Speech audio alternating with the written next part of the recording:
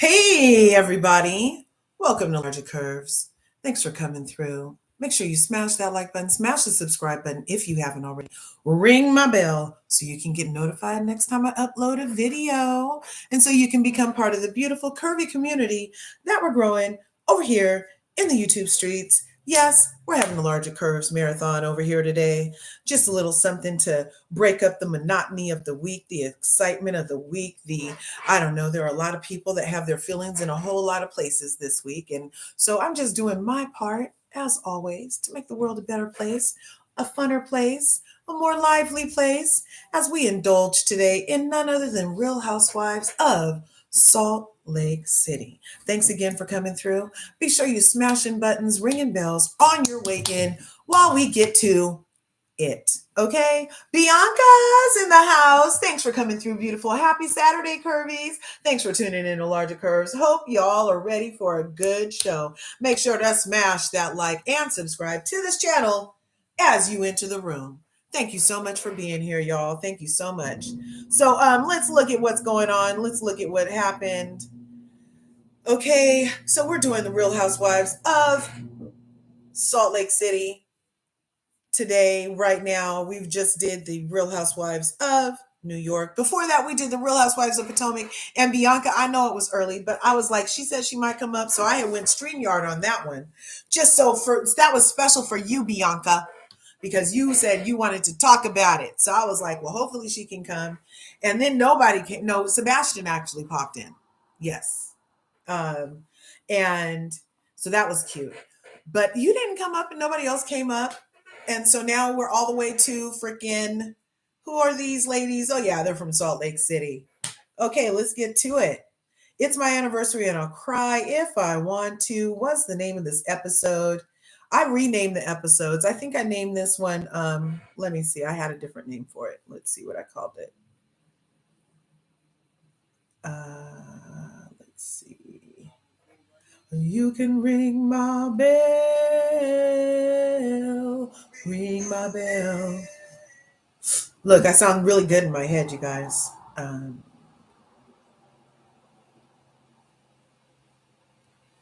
Yeah. So, okay, never mind. We will. I called it Popping Off in Palm Springs, was what I renamed the episode. I love renaming the episodes because to me, that's what happened in the episode. Okay.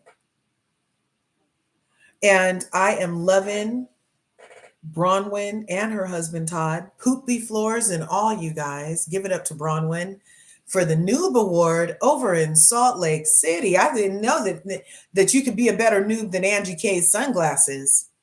But Bronwyn is certainly giving the people a run for their money. And it's kind of like in a different quirky way. It's not like any housewife handbook that I've seen before. She's doing it with fashion. She's doing it with poop on floors. She's doing it with calling these ice queens out in real time.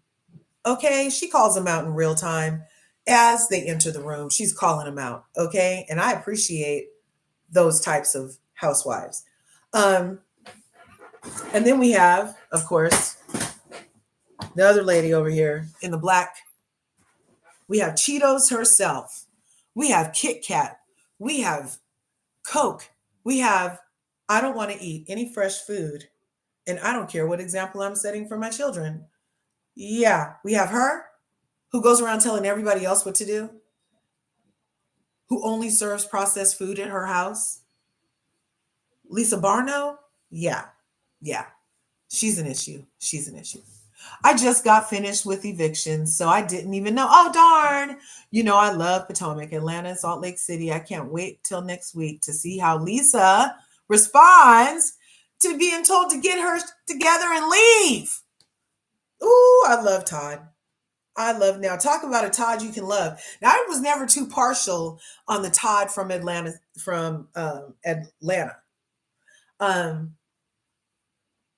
I don't know. It just kind of seemed opportunistic the way he went from behind the camera to on the camera as her boo. You know, I don't know why. I'm all for love and I love black love, but that's what it felt like to me at first. But they've made it longer than a lot of these other marriages. So that Todd ended up being okay too. But this Todd, Salt Lake City Todd, this Todd right here in Salt Lake City Todd, this Todd right here. Okay, Todd, we see you. This Todd is it, okay? Him and Bronwyn's shitty floors are a match made in Molly made heaven, okay? They are coming through. So, like I was saying, let me see. What was I saying? I was talking about this week's episode. I called it, yes. So, I appreciate Bronwyn. I like Angie King. I like Mary Cosby. I like, Whitney, she is a liar. I don't know why she gets so mad at the truth. But Whitney, this season so far, she hasn't annoyed me really bad. And Lisa is always, I don't know what it is about Lisa, you guys. I try to give people the benefit of the doubt for sharing their lives and having the courage to get on reality TV and share their version of a story with us that's real. But I don't know if it's her voice or just her overall attitude that just puts me on high alert. But yeah.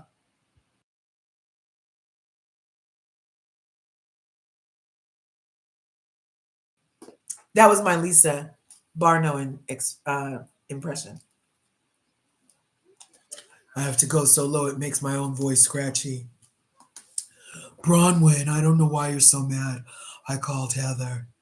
I just missed her. Oh, Bronwyn. Yeah. She's giving a lot of Vera DeMilo in those vocal cords, okay? So anyway, let's get started with this episode.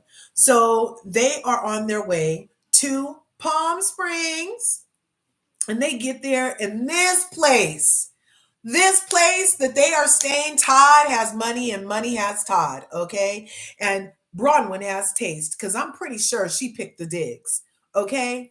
Unless Todd really likes it like that. Who knows? But that is the most luxurious digs that we've seen here on a housewife show in a very long time. Okay, like we see the ladies in Beverly Hills go down to Kyle's house where you can see the other houses from her backyard. We go up to Salt Lake. Didn't we go to South Lake Tahoe? But that was on a trip. But that was just like a mini mansion, like a 10-room house. Not even 10. Yeah, even when the ladies went to the Versace hotel, I don't feel like it was like this place had everything. It was their rental. It was $20,000 a night.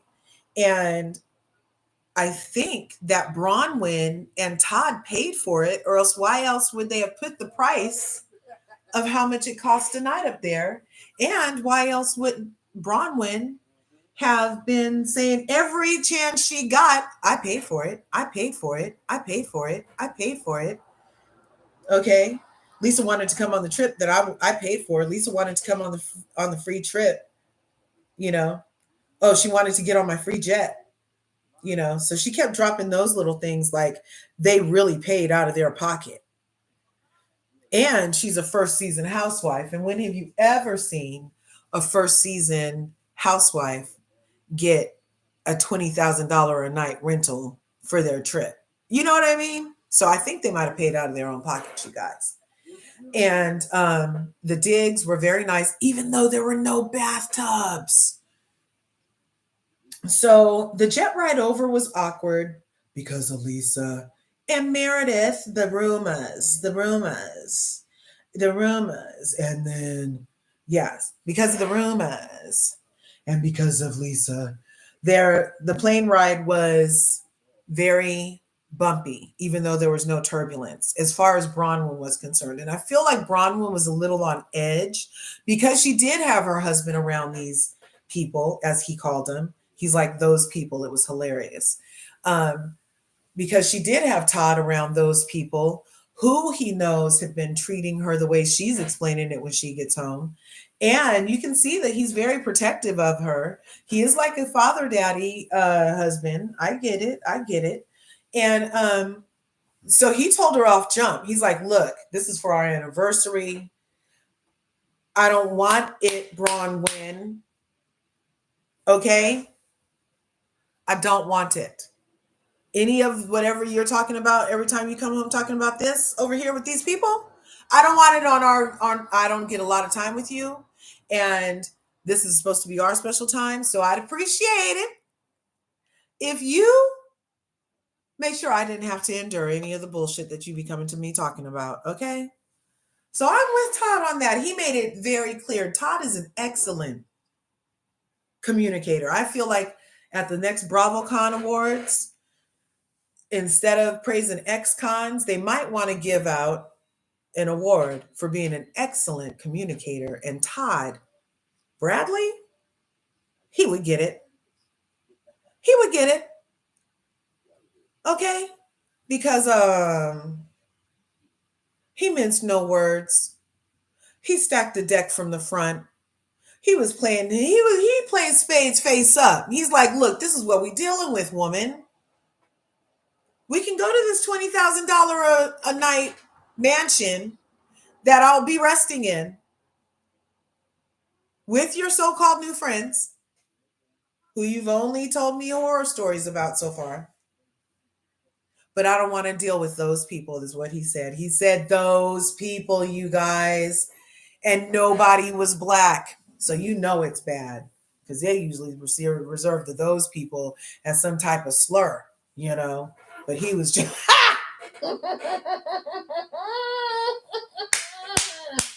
I was cracking up when he said those people.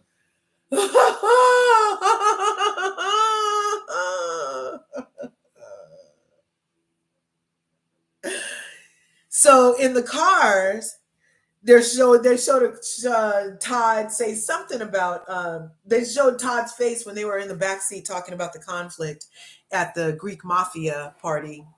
And it was like a wince of, oh, here we go. It's already starting. I can already tell I'm not getting any peace.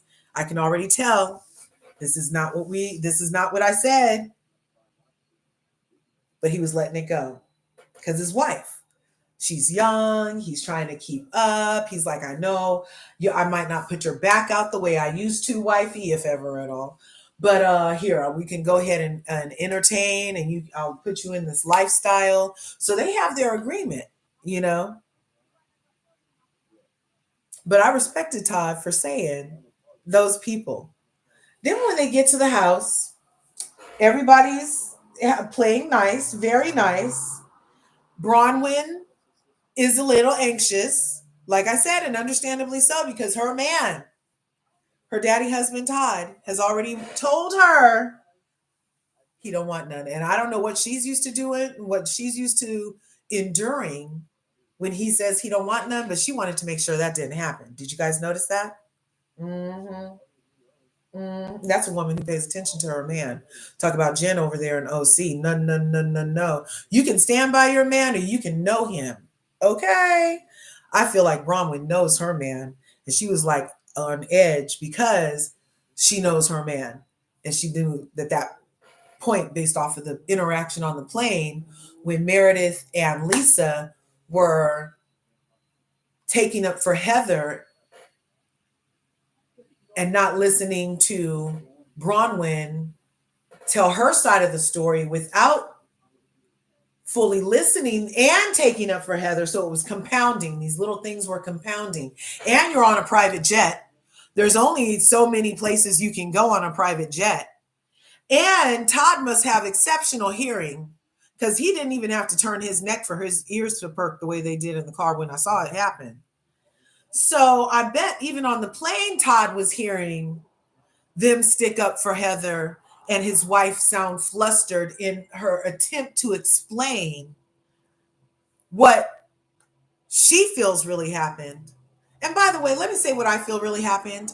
So Bronwyn invited Heather over to her house after Heather did a Heather gaze chin thing where Heather Gay attempted to throw Bronwyn under the bus and make it look like Bronwyn was having a monologue, stage right, soliloquy style. Heretofore with art thou, like totally by herself. And somehow Heather mysteriously got this information where she was able to bring it back and say, oh, Bronwyn said this, this, and this. So when Bronwyn turned around and was like, bitch, there was 3 of us in the car and I was part of the conversation that y'all started. Not to mention that I met up with Whitney and I told her that I said, yeah, Whitney, I told those other 2 hoes that I thought XYZ. She sure did, with the same energy, because Bronwyn didn't have any energy behind it when she was explaining to Lisa and Heather whatever it was she said about Whitney in the first place. But by the time Heather's chin took it back to everybody, it was a little attitude or some kind of maliciousness involved in what was being said by Bronwyn.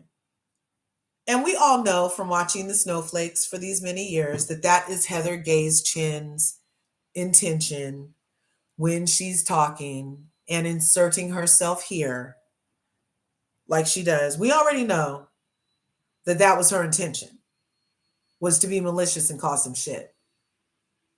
So when Bronwyn was astute enough and vocal enough to go to Heather in front of the people and be like, well, I actually feel like you did me a disservice by making it sound like I was talking to myself in the car because you had a lot to say too. And Heather Gay's chin was aghast. It was ajar, you guys. Her mouth was ajar. Your door is ajar. Your door is ajar. Did you guys ever wonder why they stopped making your cars talk to you? The cars don't talk to anybody. Remember that period of time when your door would be open and your car would say, your door is ajar. Your door is ajar. Remember that?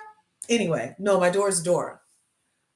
So I don't think that Heather really had a leg to stand on when Bronwyn pointed out, with the 8th housewife's help, that in fact she was not having a soliloquy stage right. And that in fact there was 3 mouths in the car and all 3 were jaw-jacking.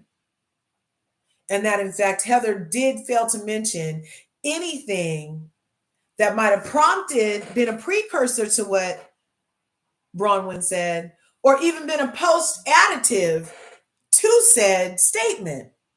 And both happened. So I'm like, okay, Heather Gay's chin, we see you, and Bronwyn sees you clearly. Okay? And was not afraid to speak up for herself, did not let the stuff fester at all. I mean, she took care of that in Milwaukee. Okay? So when they get back, she's trying to have a conversation with Heather, and she's like, well, hey, look, Heather, I'm sorry for whatever part I played. Now, don't you want to apologize too? And Heather was like, apologize for what? And then Heather, in this episode, goes and meets up with Lisa Barlow's ankles. Have you guys noticed? I'm not talking, but I did notice that Lisa Barlow's ankles are very thick, you guys. I'm not sure if she thinks that all that processed food is going nowhere, but she got those thick ankles like my friend Jennifer Simmons. And Jennifer Simmons, she got those ankles are looking a little thick, Lisa Barlow. I'm not sure. You might want to make some fresher ingredients in your food thing. I'm even trying. So I can say that as a person also working on some shit. Okay. That processed food is not only not good for you, but it will make your ankles even fat. Okay. So anyway, for Lisa to sit around and act like she's like the smartest knife in the drawer, when based off of research, people know that if you do eat a lot of processed food, then chances are you have some kind of schisms things happening. And you might not be the sharpest knife in the drawer because you're depleted of nutrients. Okay. So for Lisa to have brought on Bronwyn we need to address that Lisa's doing the thing that you do when you bring on somebody and then you immediately get your set of shiny knives out and start throwing them at her back. As soon as she turns around, you throw a knife at her back. Yep. As soon as you give her a hug, there's another knife in her back. Yep. It's like you bring these friends on so that you can like lay them down as a sacrifice and walk over them to your thing. So here comes Bronwyn, and Lisa is taking Heather's side. They meet up at the spa. Heather gives her side of the story. And Heather, did you notice that Heather and Whitney both have the ability to say everything like with that dough quality of, huh? Like what? Like think like really, really, really, really, really, really dingy on Legally Blonde, right? That, huh? Girl, right? They both have that way of like conveying naivety in that, huh? Way. What? You know who I'm talking about? You know what I'm saying? So she goes over, Heather's chin goes over and meets Lisa and Meredith at the spa and starts doing her, oh my God, I don't know what really happened. I went over Bronwyn's house and her house is full of shit. And also she was like attacking me, wanting me to apologize. And I'm like, oh my God. And she was like so offended. And the ladies are just like lapping it up because they're obviously in an alliance. Heather lost enough weight to be in an alliance with Meredith and Lisa this season. And for her to get a nod from Mary Cosby. So, hey, I guess looks could be everything. But it did not change that her chin keeps being inserted in a not truthful way. So she's not really a bad Mormon. She's more connected to the church than Whitney. I mean, her and her cousin both have a fake alternative facts way of existing in the truth. So what I'm saying is Whitney and Heather both are lie, in my opinion, allegedly. It's all for entertainment, by the way. So they're listening, they're gobbling it up. Then they get on the plane and they tell then they don't let Bronwyn really say what she needs to say without backing up Heather. So then, of course, Bronwyn feels like, you brought me on this show to shut me down. Really? You're not even going to give me a chance to say what I need to say? So why am I getting all this attitude? I'm with Bronwyn. I'm literally with Bronwyn on this. If you're going to listen to Heather's side, then you need to listen to my side before you can be all snarky with me, ankles. I mean, Lisa. So I'm just going to need you to chill a little bit and just at least let me finish. But that didn't happen. So it had Bronwyn anxious when she gets to this beautiful, salacious ranch in Palm Springs. They had horses. They had a lake with paddle boards. They had tennis courts. They had basketball courts. They had games. They had everything but bathtubs.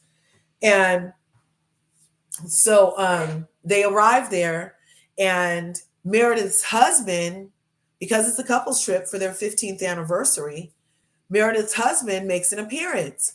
And he was trying to day drink on the plane. That should have been an indicator that something was about to happen. Because I think it was like 7 o'clock in the morning, or it was a.m. For sure, a.m. And he was trying to day drink. And she was like, it's kind of early. And he's like, is this a wet flight or a dry flight? Like, so that should have told us that something's afoot over there with Meredith and I even forget his name, Caviar Guy. And so he's immediately looking for a room with a bathtub. Everybody else is just checking out the digs. In the meantime, a jeweler pops up with $5 million worth, $5.5 million worth of necklace and earrings because Bronwyn likes it. And she wants Todd to like one of them too for her anniversary. And I like Bronwyn. Let me tell you about this lady, okay? Okay? The jeweler made a house call with $5.5 million worth of diamonds in her car to come to the ranch and deliver them. And the earrings were like little mini globes, and the necklace was like, whoa. So the earrings were like 1.5 and the necklace was 4 million. Isn't that what it was? And for Bronwyn was like, I just want him to like one of these for me too. And the ladies are sitting over there going through it with their husband. Angie's trying to get the ball that she keeps kicking into the lake. And it was just really funny the way everybody was doing that while she's sitting there looking at a $5.5 million worth of diamonds. Okay. So if Unbothered was a t-shirt, it would have been Bronwyn. Also, is what I'm saying. Okay. So after they do that, they all go get on their swimsuits. And while everybody's getting dressed and on their way to the pool, there was this scene where Meredith and her husband, he's looking for a bathtub, and you're thinking, oh, how sweet. No, that shit wasn't sweet. That was a setup, girl, because he was just trying to butter you up, because obviously you guys don't have great communication like Todd and Bronwyn, because next thing Todd says is that they're first, like they literally just got there and got the room with no bathtub. And he's like, oh yeah, babe, by the way, I'm on my way to Ohio. Now, for those of you who know, Ohio has something up with it. I don't know what it is, but my kids are always like, Ohio, Ohio, Ohio. It's like, I don't know what it means, but it's like, oh, don't Ohio. Don't go to Ohio. Like, I don't know what it is with the kids these days, but I have no idea if anybody's ever heard of that. I don't know if it's just my kids, if it's a regional thing. I'm not sure. But there's some kind of like slang going on with the term Ohio. I still don't get it though.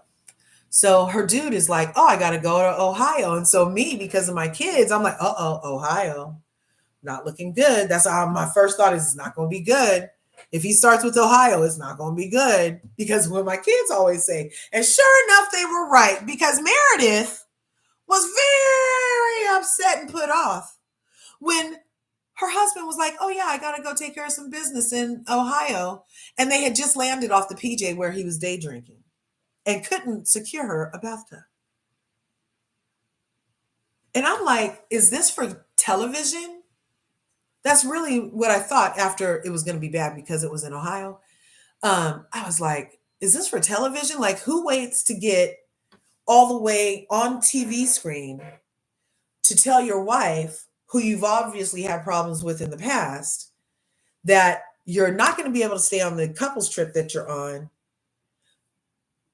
that you haven't even unpacked, but you're going to have to leave and go to another state and leave her single on the couples trip.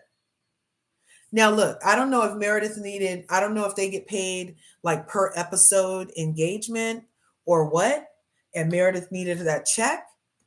And they were like, okay, so in order for me to get paid, I have to be on the couples trip. And I was invited, and it's a couples trip. And you said you need to go to Ohio. So why don't you just come, and then we'll get there. And then you act like you're springing it on me, and we'll have it, talk about it in front of everybody, in front of the cameras and everything. And then that way I'll still get paid for this season. Plus the viewers will kind of have sympathy for me, because obviously you're an asshole. What do you think? And he's like, sure, babe, whatever. A lot of these husbands are like, sure, babe, whatever. They have their index cards like taped to the bottom of their foot, and they cross their legs so they can see their index cards with their notes. And they're like, well, I think Heather is not right. Or they'll talk about it like they're really invested in it when they're not. They really don't care. So anyway, he springs that on Meredith. And Meredith is like, what are you talking about? And Lisa's just sitting there. Lisa doesn't really look surprised either. Like, I would have expected Lisa to like be like, do a good old mouth pop open. Like, you didn't wait till right now to spring that on us. Like, really? Like, I'm opening my mouth like right now in shock and awe. You guys do that with me. Like, kind of let your jaw drop, like shock and awe. Like what? Like, you ready, And so that also kind of made me feel like, was this little scene planned? Because that actually makes Meredith look really stupid. And if he literally waited till they got on camera on a couples trip to tell his wife, who he used to have problems with, that he's going to be taking a trip instead of staying his ass where it needs to be, then there is lots of problems. There's lots of problems on the horizon for Meredith Brooks. And that God don't like ugly and very little pretty. She was trying to come for Angie K's husband. And now look, her husband's going to Ohio on a couples trip. I don't want to talk about the rumors. Right? Well, we can make up some rumors about Ohio based off of, I don't know. That's not a good look, Mary Mare. That is not a good look. Letting him run amok like that. And then, I think his name is Seth. Then if Seth really did do that, then Seth, that's horrible.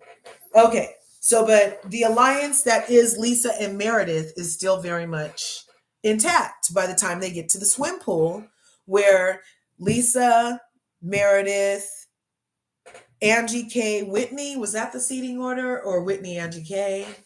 And Angie K, let me say this. Angie K knows how to serve us some servings, okay? She served that blues outfit very nicely. She looked so good. And I liked how she even took everybody's shots, trying to keep the party started.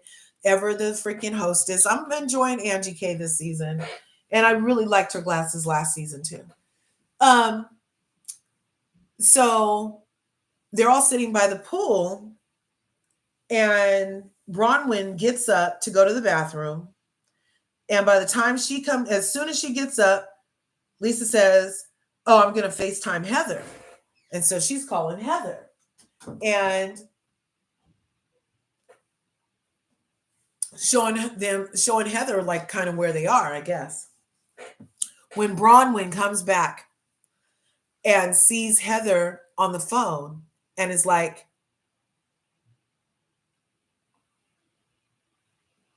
"Oh yeah, definitely. Yeah, because she was on it, okay? So Bronwyn comes back and she sees Heather's chin on the freaking camera, and she's still anxious from the plane ride where she feels like they only took Heather's side and wouldn't let her finish the sentence. And we saw her tell Whitney that, Whitney's husband that, and Angie's husband that, all about the plane ride and how, they just kept taking up for Heather, remember? So she was having feelings. She was probably hoping to talk to Lisa about it when they got to the pool, now that she told everybody else in the house. But they could see she was I could tell as a viewer, it looked like she was a little like not really enjoying as much as she could have been enjoying those first moments being at that beautiful ranch. So anyway, she goes ahead and sits down after being obviously taken aback by the audacity of Lisa's ankles, and sits down, lets Lisa get off the phone, and it was like, I'm pretty much is like, that was fucked up. Why are you calling Lisa? I mean, Lisa, why are you calling Heather right now? Like, what? Well, I miss her. I suck her tit to go to sleep and it brings me comfort. And she did not being on the plane with me, I wasn't able to suckle. And so I just miss her so much.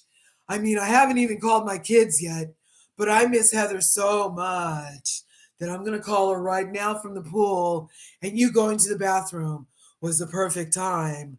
And so I'm like, really, Lisa? You miss her? You couldn't stand that bitch last year. But because you're in an obvious alliance this year, you miss her? You miss Heather? But Bronwyn's your friend who you brought on the show, but you miss Heather? So you see how she's doing that formula, even some more, about bring your friend on to throw him under a bus and throw knives at him, because that was a very knife in your back move towards Bronwyn from Lisa right there. Why are you antagonizing her? Why are you trying to make her anxious on her trip. Why are you being a bitch, Lisa? Why can't you just be nice, gracious, kind, thoughtful, and you see that the conversation already didn't go well because you didn't let her finish her sentence on the plane, and now you're going to follow it up by calling this bitch on my $20,000 dime? Really, Lisa's ankles? Okay, we see each other. We see each other. So then Lisa's trying to. At first, Lisa was getting loud with Bronwyn, if you notice. I was just calling her because we miss her. I mean, I thought you wanted her here and everything. And so the men are hearing. So then Bronwyn seems to match energy. That's one thing I really like about Bronwyn, you guys. She matches energy. Heather gives it to her, she gives it right back. Lisa gives it to her, she gives it right back. Okay? So she matches energy. You get loud, bitch, I can get loud. It's a ranch. The neighbors won't hear. What'd you say, Lisa? Really, Lisa? So I have to figure it out, Lisa? But you expect me to take up for you in your absence, but in my presence, you disregard me, Lisa? Really, Lisa? Lisa Ankles, you better talk to this bitch and come get her before she have to leave the plantation. I mean the ranch. Really? Lisa. So then all of a sudden, Lisa's like, oh, we're getting loud. Let me come sit closer to you so I can still talk loud. Because the men are starting to look over from their infinity pool situation. So Todd, they keep doing shots to the men in the infinity pool. And Todd, with his dad bod, okay, you could see his ears perk. He wasn't saying much. And then finally the other guys were like, oh, it's getting loud. Okay. So around the same time, Todd was maneuvering to get out of the pool to go calm his wife down, was the exact same time that his wife was letting Lisa know the duplicitous ways of existing were not okay with her, and that she was going to correct you in real time because you train people how to treat you, you guys. That's Bronwyn's lesson to everybody is you train people how to treat you. So had Bronwyn let this go unchecked, then Lisa could have just expected that Bronwyn continued to accept this type of behavior from her. But because Bronwyn and her husband have such a great style of communication, she's obviously sound on communicating exactly how it is she needs to be treated in said situation, which I appreciate. I think that a lot of soap operas wouldn't go on so long if they had more Bronwyns and less Erica James. Okay? So Bronwyn in real time is checking Lisa, letting her know this is duplicitous. I don't feel good about this. You don't see that this is you don't see how you're treating me differently than how you're treating Heather, even in this moment, Lisa? Really?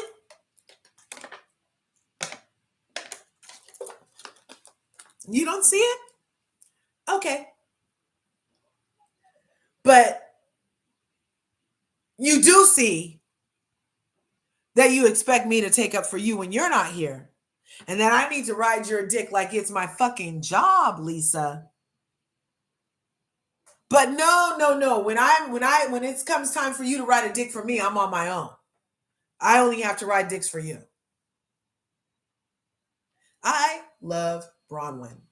So then she gets up and walks into the house.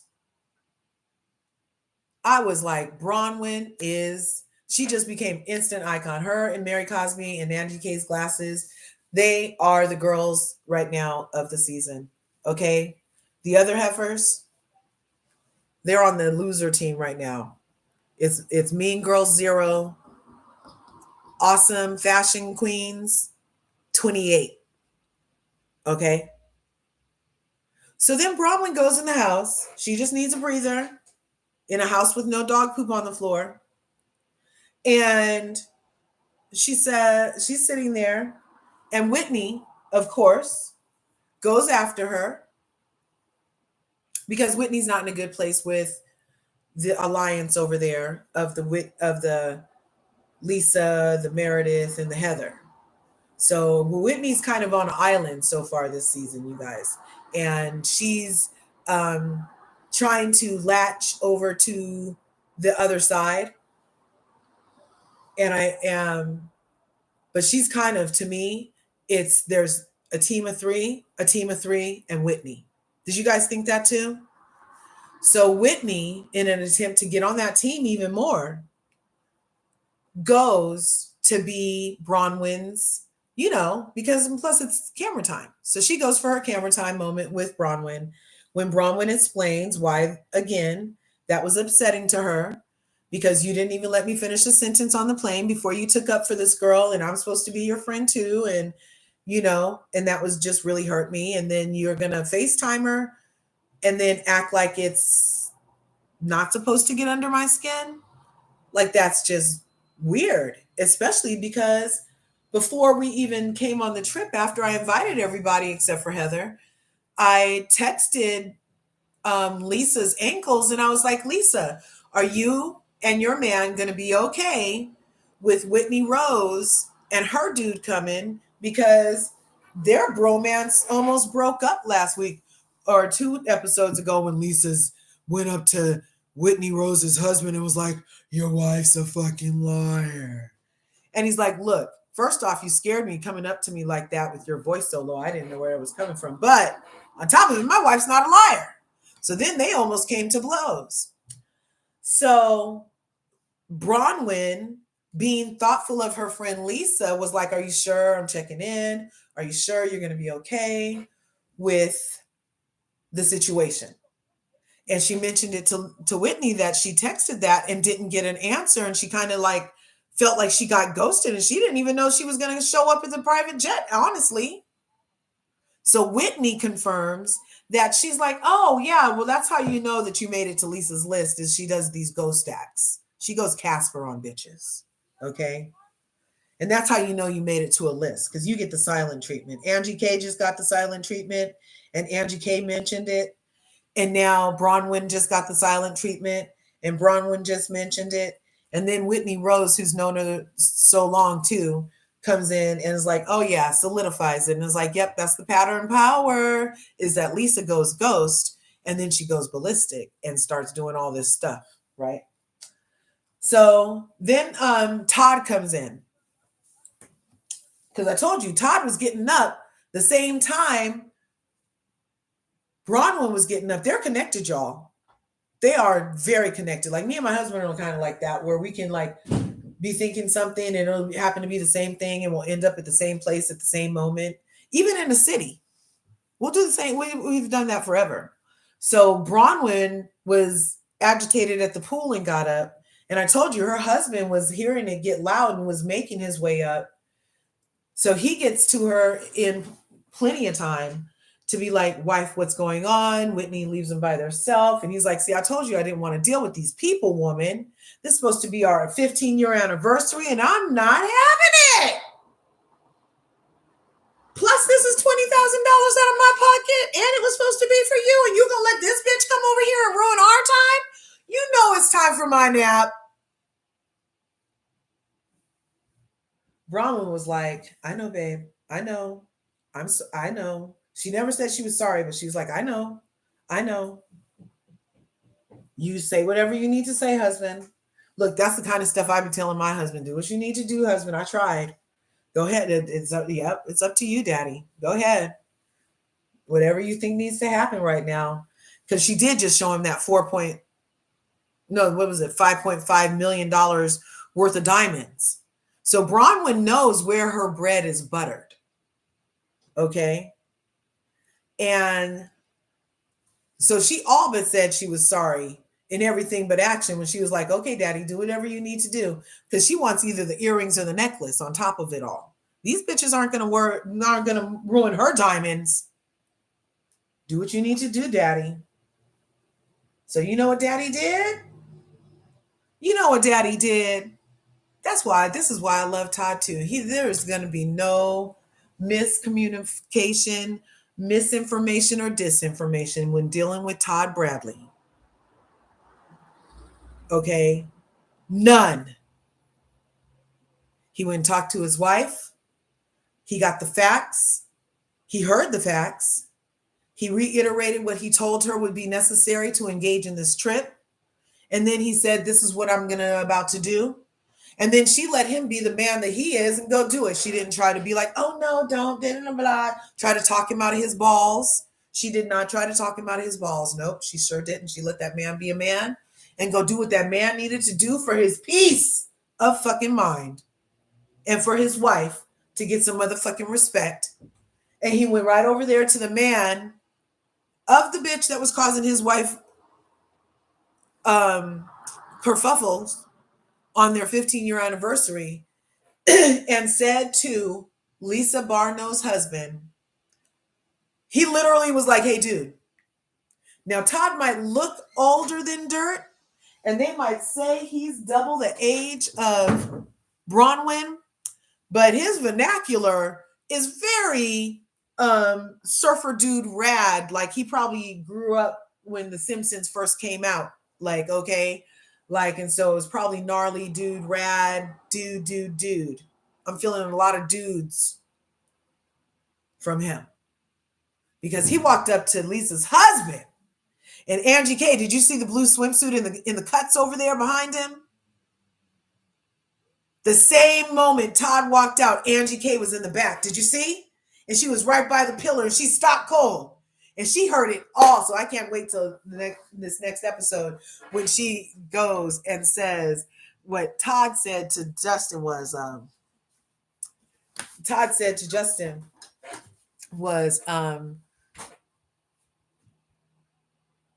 your wife, Lisa, needs to stop or leave. Because I'm not having it. I'm not having it.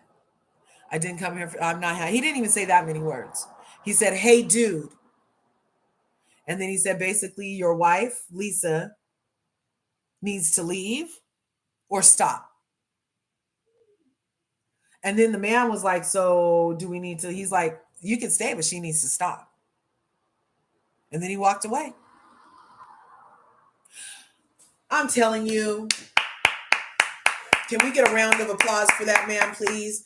Can we please get a fucking round of applause for real man shit right there? He reminded me of some Greg Leak shit right there, y'all. He reminded me that was some reality husband icon-ish stuff going on right there. Okay? That was some iconish stuff. We need a round of applause. Where'd it go?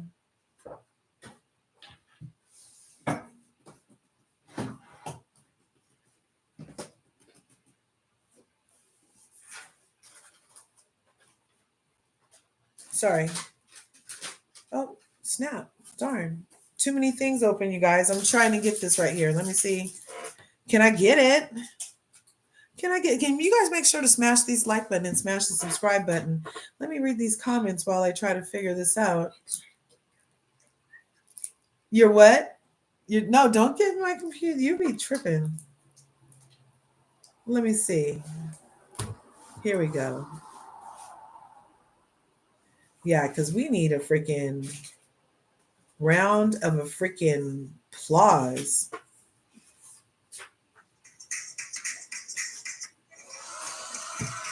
You see that? We need a round of a freaking applause, okay? That wasn't long enough.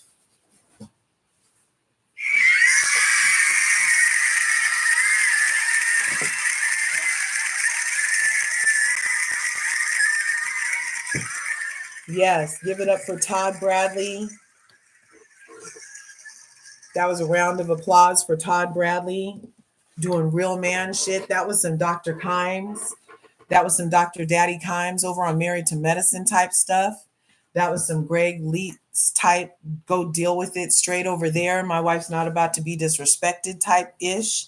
All these other men just sit there and let their wives be disrespected by these men, and I mean by these women, and don't go deal with the man for their wife's mental health, except for the few that I mentioned. Greg Leaks did it. Freaking Todd just did it, and I just mentioned somebody else that just left me. You guys know who I was just talking about. Oh yeah, Dr. Daddy, Dr. Heavenly's husband. He does it too. All these other guys will either get into it with women or not support their wife's mental health. So that was up for Todd. So, and then Todd, he turned all kind of red. That's what I was saying. Poor things. Poor things. They call us colored. We stay one color though when we talk. But poor Todd, he didn't turn a different color. But when Lisa's husband got that earful from Todd about Lisa, he turned 15 shades of red, you guys. Uh-huh. He sure did. He goes and tells Lisa, and he tells Lisa, he's like, yeah, Todd just came to me and said that we'll have to go if you don't stop. And Lisa says, well, does he want us to leave? I mean, he just said what he said, but I was like, whoa. Whoa. So it was a really good episode.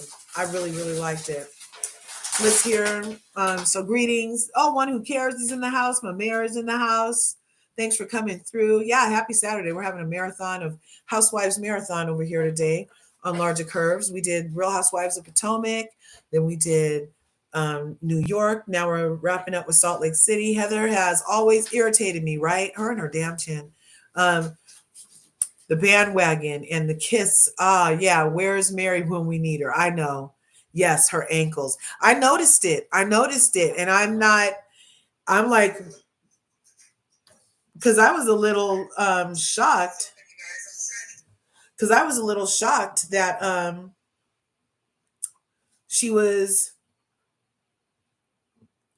she said something about, oh, that's too fresh. And so it caused me to look at her once she got in her bathing suit, because I'm like, does she really only eat junk food? And she's so thin. Like, to me, she looks thin and she has a great body. Don't get me wrong. Lisa has a great body. I like a thick girl. I like curves over there, and she has her curves. She's like thin curvy. You know what I mean? She's like thin curvy. Because like Meredith is thin. Bronwyn is thin. Lisa is thin curvy. Now Heather is thin curvy. She used to be curvy. Whitney is curvy. And she's like, Whitney is kind of like, yeah, she's more curvy than, she's kind of, but not too thin curvy. You know what I'm saying? Anyway. So, yeah. Let's see. Lisa ankles and Heather's chin. I'm taking them both. Help yourself. Help yourself, because Heather's chin has a lot to say. And it still looks a little inbred now that she's lost all that weight, because it looks even more like it's so freaking chiseled right now. Oh my gosh. She looks like mega chin. I'm sorry. It's very chiseled. It's beautiful. I'm not hating. I'm just saying it's very pronounced. So that's why I was calling it Heather's chin, because it stands out even more than when she called her a inbred. Skinny stick Lisa, hunchback flat talking Meredith, foot face Heather are the mean liar group. That's what One Who Cares said. One Who Cares. One Who Cares. They think they're the mean girls. Bronwyn is going to give them what they're looking for, and I love it. Me too. LRGA Curves. I'm going to send you my number. Yeah, Insta. Yeah, please do, because I'd love to talk to you anyway. It's been far too long for us to just be cyber friends. I need a voice, and then we'll FaceTime and I'll get a smile. And then, yeah. Because we already have so many different things in common about each other. And I really think that was part of the connection, even though we didn't know those things before. It was like lent itself to a natural connection between us. So yeah, I love Bianca Edwards. Okay. Yes. Yeah. You guys get at me. I love Bronwyn and Married together. Their shade is unmatched. Yes. Now, Angie isn't too keen on shade. But Angie does know how to talk back, but I don't know that she has she doesn't have shade. Not at all. I don't think so. You agree? Whitney is too Whitney is too fine will be on whoever's side that will accept her. Yeah, because she's by herself. It's Lisa, Meredith, and Heather on one side, and then it's Angie, Mary, and Bronwyn on the other side. And then Whitney's in the middle by herself, and even Brittany's by herself. She's not even with Whitney in the middle. They don't even make a pair. They're both separate between them also. Uh-huh. Yeah. Two-faced. So two-faced. We definitely do, right? Angie doesn't have shade, but she can most definitely hold her own. And I appreciate that. I do. And she doesn't really get it all out, but she gets her point across. Like when she stood up at that table and said what she said, it was like she could have done a little more, like this, like three more things, and it would have been like total icon. But she didn't have those three extra things to do. You know what I mean? But that chair was nice. But that girl who wouldn't picked it up for her, look, whenever somebody gets on a reality show, don't be the girl to pick up the jacket that she threw, and don't be the girl to pick up the chair. You need to let her pick up her own stuff, because that just made you look like a little, I don't know. Anyway, no, I appreciate that she went and was thoughtful enough to pick up the chair before Angie had to. But that was weird. It was like still in the middle of the argument, and she's back there picking up the chair. It's like the chair was the emphasis on the amount of anger that Angie was displaying toward Lisa's ankles when they were at the Harley Davidson bar. And then, oh, who was she anyway, is going to go pick up the chair? You're going to go pick up the chair, really, girl? Anyway, talk about ruining a moment. What, are you going to unslam the door next? Is she going to walk behind all the people and unslam doors? What is going on? Went and picked up the chair. Unknocked over the chair. You can't unslam a door, bitch. Sit down. Finish your Harley Davidson noodles. That was just weird to me, you guys. Yeah, you forgot about the other lady. Was she even on the trip? The one that had the best friend for a lover? No, that's the other thing. Brittany didn't get to go on the trip because it was a couples trip. So for one, she was inviting couples. And for two, she didn't invite Heather, who would have been a single, who could have been Brittany's couple. But yeah, she was inviting couples. And she was going to invite Heather because she's part of the OG cast. But then when Heather didn't want to play nice and thought that she lost enough weight to be a mean girl, Heather is acting like a real Heather's this season. For those who know, you know. Okay? She is acting like a real Heather's. Don't get a jawbreaker in your mouth. Look, I just said all the mean girl movies. Okay, look, you forgot about that other lady. Yeah. And then we're hilarious, right? Brittany, that's her name. Yeah, Brittany. Forgot about that poor lady. And she is so annoying, wanting that Osmond who obviously doesn't want her. And then look, he wants to be Donnie hella bad, that you're going to crash a party and be at a party where the girl is there with another dude. And then you see her with another dude, but you want camera time so bad because you are Osmond on Osmond Lane that you're going to go sit outside and have a conversation with her. But then you're not so Osmond that you give her your jacket, even though you got her outside shivering. Whatever. And then did you hear that Donnie Osmond has spoken? Somebody asked him how he felt about it. And he was like, yeah, that's some people's thing. And then when they asked him, does he know him?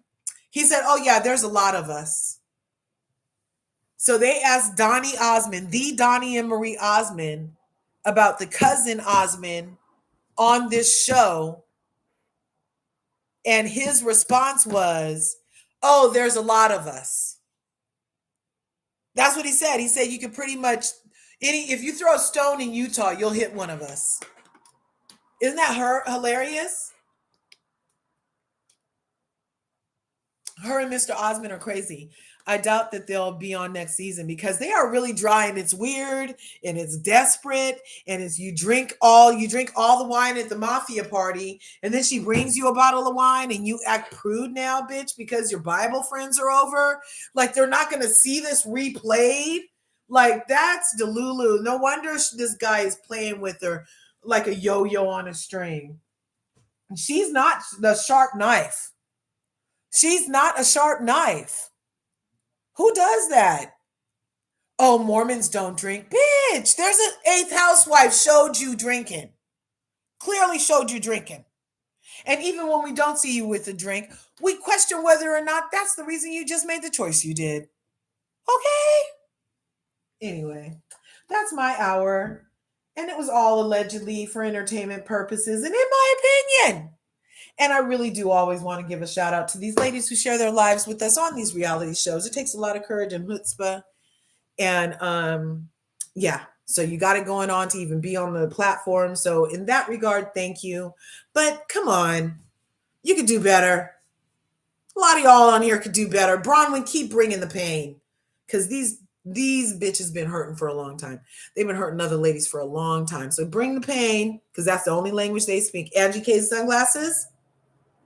We see you over there. We see you, girl. And I'm looking forward to seeing if you run back and tell that in your little blue bikini next week, because you heard firsthand Todd run Lisa Barno and her husband off the ranch.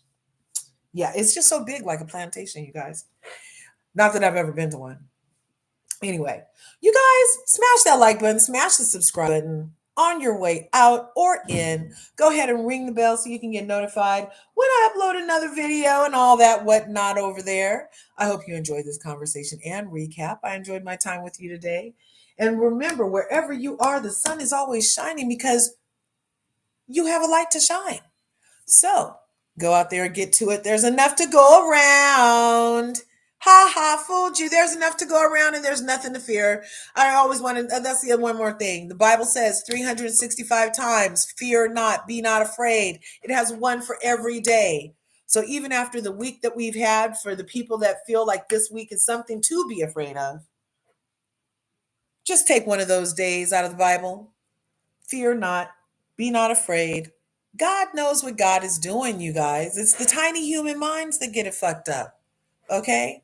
But God knows what God is doing. And if we just speak our word accordingly in our own realities, then that's where we can make the most difference. Okay? So go be that. Be that. Be you. Be awesome. See you in the next video, Curvies. Peace. Thanks for coming.